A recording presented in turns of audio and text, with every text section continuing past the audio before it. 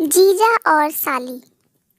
राकेश ने कार रोकी और उतरकर सलोनी के घर का दरवाज़ा खटखटाया। सलोनी ने दरवाज़ा खोलते ही कहा, नमस्ते जीजा जी। नमस्ते, राकेश ने आंगन में घुसते हुए कहा। क्या हाल है सलोनी?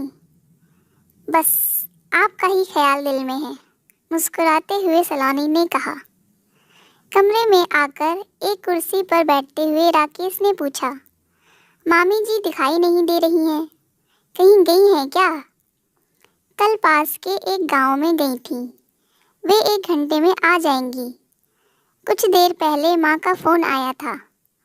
आप बैठो, तब तक मैं आपके लिए चाय बना देती हूँ। राजन तो स्कूल गया होगा।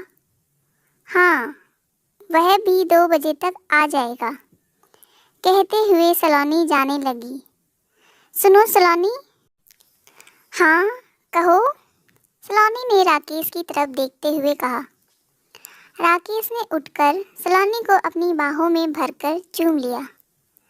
सलोनी ने कोई विरोध नहीं किया। कुछ देर बाद वह रसोई में चाय बनाने चली गई।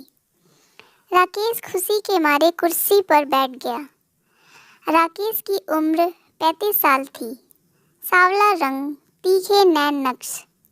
वह यमुनानगर में अपने परिवार के साथ रहता था।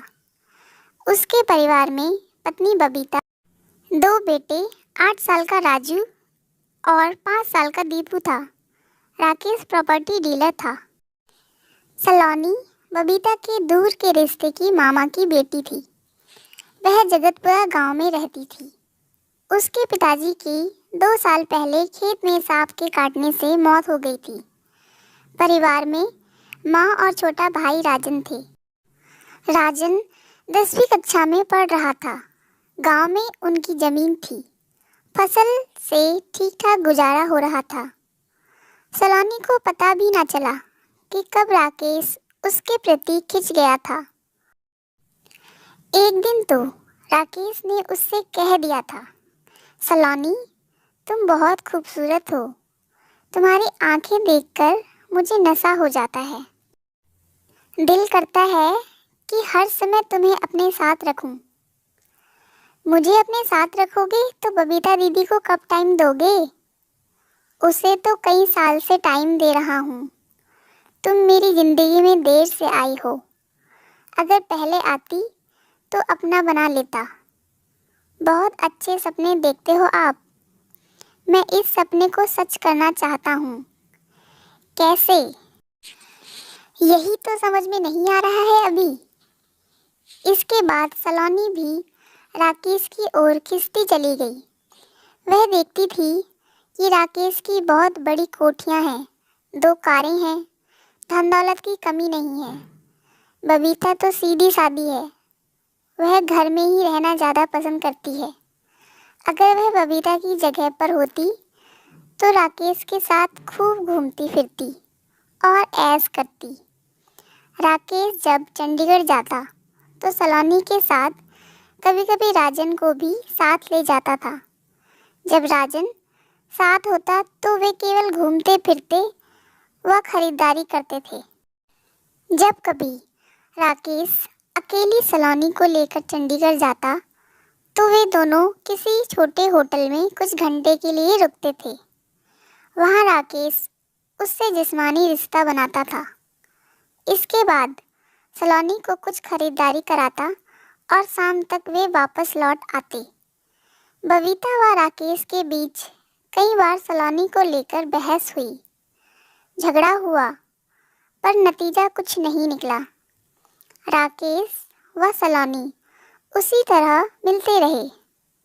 एक दिन बबीता ने सलोनी को फ़ोन कर दिया था। सलोनी, तुझे शर्म नहीं आती जो अपनी बहन का घर उजाड़ रही है? कभी भी चंडीगढ़ चली जाती है घूमने के लिए। मैं अपनी जीजा की साली हूँ। साली आधी घरवाली होती है। आधी घरवाली जीजा के साथ नहीं जाएगी तो फिर किसके साथ जाएगी? आधी नहीं, तू तो पूरी घरवाली बनने की सोच रही है। दीदी, मेरी ऐसी किस्मत कहाँ। और हाँ, मैं जीजा जी को बुलाने नहीं जाती, वे ही आते हैं मेरे पास। तुम उनको रोक लो ना, सलोनी ने कहा था।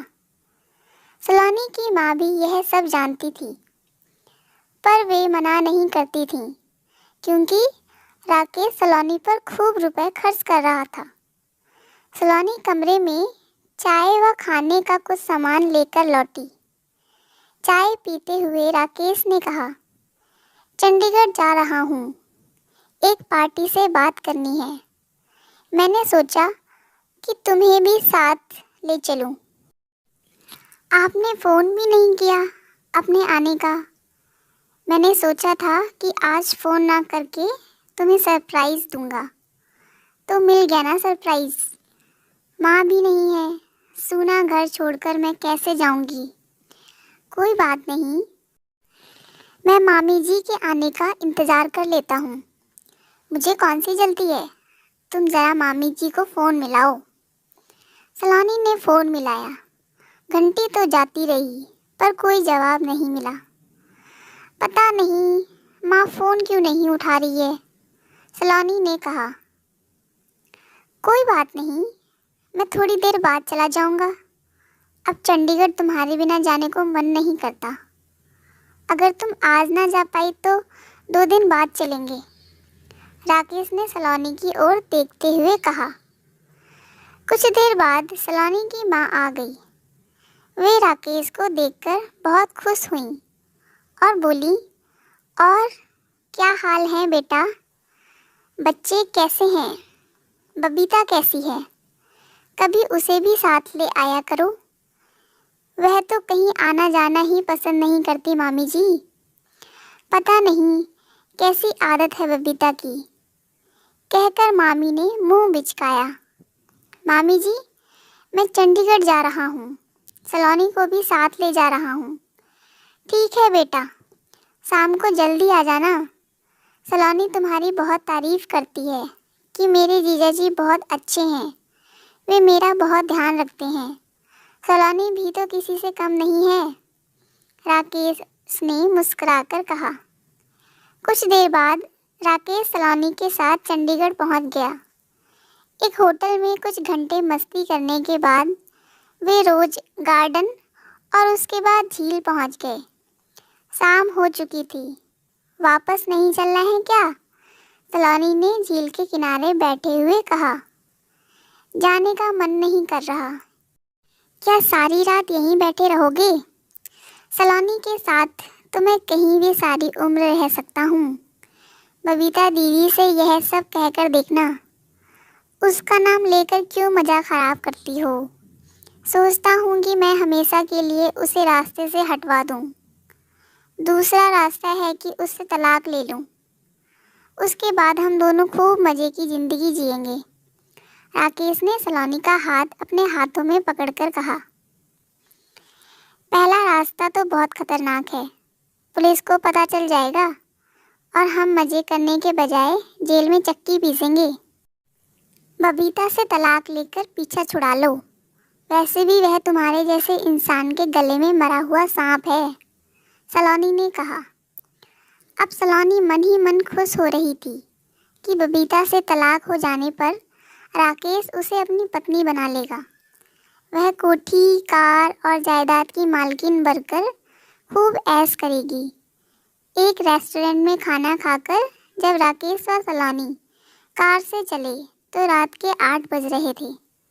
राकेश ने बबीता व सलोनी की माँ को मोबाइल फ़ोन पर सूचना दे दी थी कि वे 2 घंटे में पहुँच रहे हैं। रात के 12 बज गए। राकेश व सलोनी घर नहीं पहुँचे तो माँ को चिंता हुई। माँ ने सलोनी के मोबाइल फ़ोन का नंबर मिलाया। फ़ोन पहुँच से बाहर है, सुनाई दिया। राकेश का नंबर मिलाया, तब भी यही सुनाई दिया।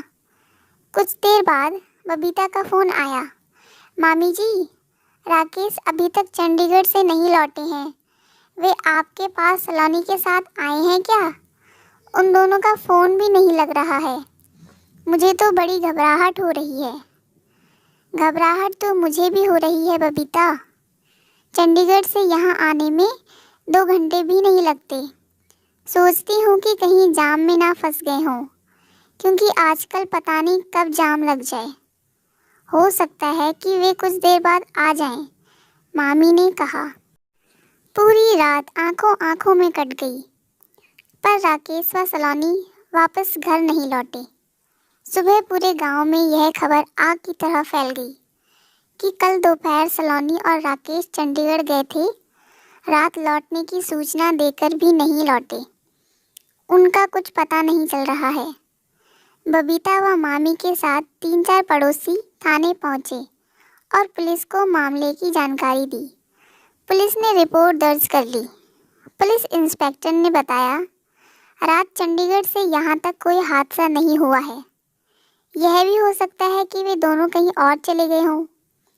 दिन बीतते चले गए, पर उन दोनों का कुछ पता नहीं चल सका। जितनी मुंह उतनी बातें। वे दोनों तो एक दूसरे के बिना रह नहीं सकते थे।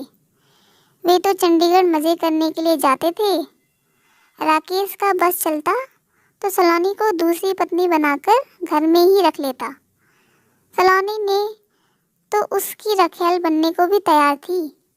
सलोनी की माँ ने तो आंखें मूंद ली थीं। 2 साल बाद एक दिन सड़क किनारे मशीन द्वारा जमीन की खुदाई करने का काम चल रहा था, तो अचानक मशीन में कुछ फंस गया। देखा तो वह एक सफ़ेद रंग की कार थी, जिसका सिर्फ ढांचा ही रह गया था। उस कार में 2 नर कंकाल भी थे। कार की नंबर प्लेट बिल्कुल साफ साफ पड़ी जा रही थी। पुलिस इंस्पेक्टर व कुछ पुलिस वाले भी वहां पहुंच गए। कार की प्लेट का नंबर पढ़ा तो पता चला कि वह कार राकेश की थी। 2 नरकंकाल राकेश व सलोनी के थे। अगर सड़क न बनती तो किसी को कभी पता भी नहीं चलता कि वे दोनों अब इस दुनिया में नहीं हैं। दोनों के परिवारों को हमेशा यह उम्मीद रहती कि शायद कभी वे लौट कर आ जाएं। पर अब सभी को असलियत का पता चल गया है कि वे दोनों लौटकर घर क्यों नहीं आए। तो कैसी लगी हमारी स्टोरी गाइस? अपनी राय कमेंट बॉक्स पे ज़रूर दें, और ऐसे ही स्टोरियों को देखने के लिए हमारे चैनल को सब्सक्राइब करें और लाइक करें और कमेंट करें। Thank you guys.